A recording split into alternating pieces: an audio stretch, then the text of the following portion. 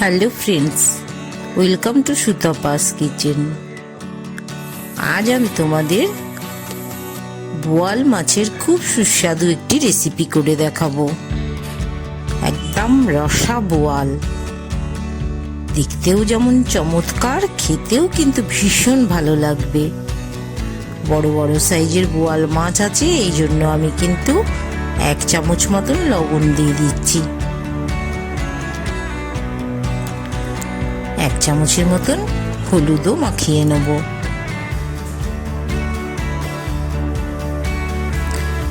খুব বড় সাইজের মাছ, 8-10 ফোঁটা লেবুর রস আমি কিন্তু একটু ম্যারিনেটের জন্য মাখিয়ে নিচ্ছি। 1/2 চামচ কাশ্মীরি লাল লঙ্কার গুঁড়ো দিয়ে দিলাম।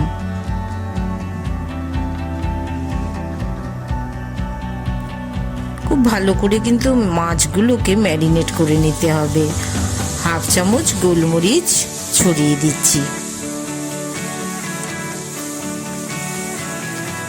এই যে দেখো, 1 চামচ সর্ষের তেল সব মাছগুলোর মধ্যে ছড়িয়ে দিলাম। বোয়াল মাছ ভীষণ ফাটে, একটু তেল দিলে তুলনামূলক কম ফাটবে, কিংবা মাছটা ম্যারিনেটও খুব সুন্দর হবে। আমি মাছগুলোকে ম্যারিনেট করে নিচ্ছি। এপিট ওপিট খুব ভালো করে মাখিয়ে নিয়ে আমি কিন্তু আধ ঘন্টার জন্য রেস্টে রেখে দেব। মাছটা যত ভালো ম্যারিনেট হবে, খেতেও কিন্তু ততটাই ভালো লাগবে। আবারও কয়েক ফোঁটা লেবুর রস দিয়ে দিলাম। এই যে পেঁয়াজটা দেখো, এটা কুচো পেঁয়াজ হিসেবে ব্যবহার করব। ওটা কিন্তু আমি পেস্ট করে নেব। আদা পেস্ট করব, রসুন পেস্ট করব, টমেটোটাও অর্ধেকটা পেস্ট করব, অর্ধেকটা কিন্তু আমি স্লাইস করে নেব। অনেকটা কড়াইতে আমি তেল দিয়ে দিলাম। মাছগুলো বেশ বড় বড় আছে। আস্তে আস্তে, তেলটা কিন্তু খুব গরম হলে আস্তে আস্তে মাছগুলো ছাড়তে হবে। বোয়াল মাছ কিন্তু ভীষণ তেলে ফাটে, তাই কিন্তু একটু ঢেকে ঢেকে করতে হয়।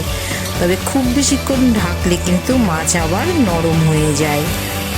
তার জন্য মাঝে মাঝে একটু ঢাকনাটা দিচ্ছি। আবারও কিন্তু সরিয়ে নিয়ে এপিট ওপিট করে হালকা ভেজে আমি মাছগুলো তুলে নেব।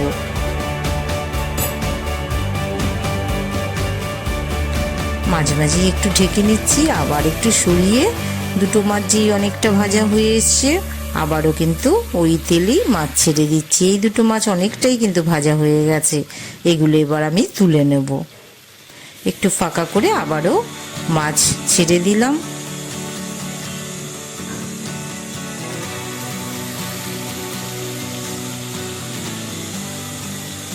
খুব বেশি কিন্তু ভাজলে বোয়াল মাছ শক্ত হয়ে যায়, তার জন্য একদম লো টু মিডিয়াম এইরকম মাছ ভেজে তুলে নিতে হবে। তবে এগুলো একটু বড় সাইজের আছে বলে এগুলো একটু মিডিয়াম টাইপেরই ভেজে নিতে হবে।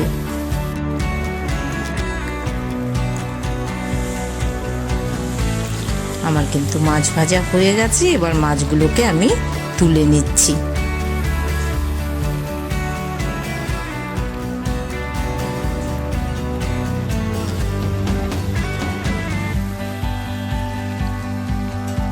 খুব সাবধানে কিন্তু সকলে মাছ ভাজবে। এই মাছ কিন্তু ভীষণ ফাটে, তার জন্য সচেতনতার সাথে সবাই ঢেকে ঢেকে করবে। আবারও একটু কড়াইতে তেল দিয়ে দিলাম। এবার কুচো পেঁয়াজ, যেটা তোমাদের দেখিয়ে দিয়েছিলাম, সেই কুচো পেঁয়াজটা কিন্তু প্রথমে একটু ফ্রাই করে নিচ্ছি। অনেকটাই যখন এটা ফ্রাই হয়ে এসছে, তখন 1 চামচ রসুন বাটা, এখানে কিন্তু 8 থেকে 10 কোয়া রসুন আছে, সেই রসুনের বাটাটা কিন্তু পেস্ট করে রেখেছি, সেই রসুন পেস্ট দিয়ে দিলাম। 5-6টা কাঁচা লঙ্কা দিয়ে দিলাম। অর্ধেক টমেটো স্লাইস করে দিয়ে দিলাম। খুব ভালো করে কিন্তু ফ্রাই করে নিতে হবে। এবার আমি 1 চামচ আদা বাটা দিয়ে দিলাম।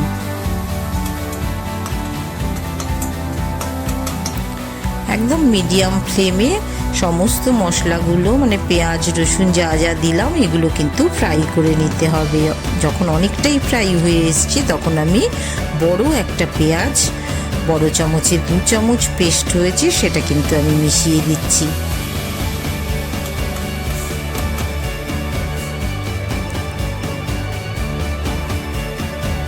পেঁয়াজের গ্রেভিটাকে কিন্তু খুব ভালো করে কষিয়ে নিতে হয়, না হলে কিন্তু পেঁয়াজের একটা কাঁচা গন্ধ থাকে। মশলাটা অনেকটা কষে এসছে। এখন কিন্তু আমি 1 চামচ লবণ, 1/2 চামচ হলুদ মিশিয়ে দিলাম, 1 চামচ, 1/2 থেকে 1 চামচ লাল লঙ্কার গুঁড়ো, 1 চামচ ধনের গুঁড়ো দিয়ে দিলাম, 1/2 চামচ কাশ্মীরি লাল লঙ্কার গুঁড়ো মেশালাম, 1/2 চামচের একটু কম জিরে গুঁড়ো দিলাম। এবার কিন্তু মশলাটাকে ভালো করে ফ্রাই করে নিতে হবে। তেল ছাড়া শুরু করেছে, খুব সুন্দর কিন্তু রেডি হয়ে গেছে। এবার যেটা আমি টমেটো পিউরি করে রেখেছিলাম, একটা টমেটোর মতন পিউরি করে রেখেছি, ছোট টমেটো, সেই পিউরিটা কিন্তু মিশিয়ে দিচ্ছি।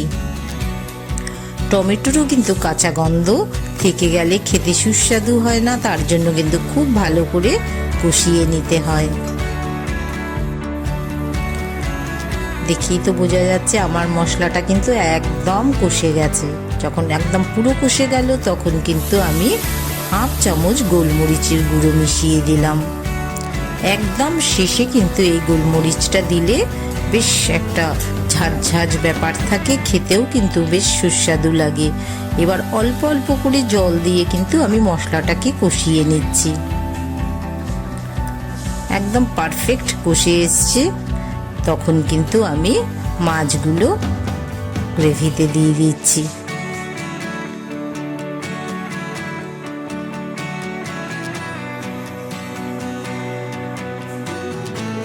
এবার গ্রেভিটা তোমরা যে যেরকম রাখতে চাও, আমি কিন্তু এবার থালা ধোয়া জল যেটা আছে, সব মশলা ওর মধ্যে অনেক মিশে আছে, সেই মশলা ধোয়া জলটা কিন্তু আমি দিয়ে দিলাম।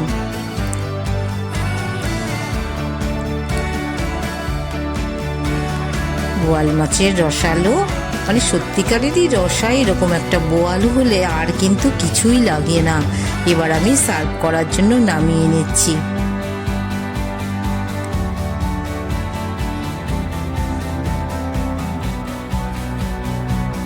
গ্রেভিটা তোমরা চাইলে আরও কষিয়ে নিতে পারো, যে যেরকম চাইবে, কারি কতটা রাখতে চাও ততটুকু রেখে দিলেই হলো। আমার কিন্তু মাছটা একদম রেডি হয়ে গেছে। দারুণ সুস্বাদু রেসিপি। একটু ধৈর্য ধরে খুব ভালো করে কিন্তু মশলাটা কষিয়ে নিতে হবে। তোমাদের যদি এরকম দারুণ সুন্দর সুন্দর রেসিপি তোমরা পেতে চাও, তাহলে অবশ্যই তোমরা সুতপাস কিচেন একটু সাবস্ক্রাইব করে দিও, আর ভালো লাগলে অবশ্যই একটা লাইক করে দিও। সুন্দর সুন্দর রেসিপি নিয়ে আমি আবারও চলে আসবো তোমাদের কাছে। তোমরা সবাই ভালো থেকো, সাবধানে থেকো, আবার দেখা হবে তোমাদের সাথে।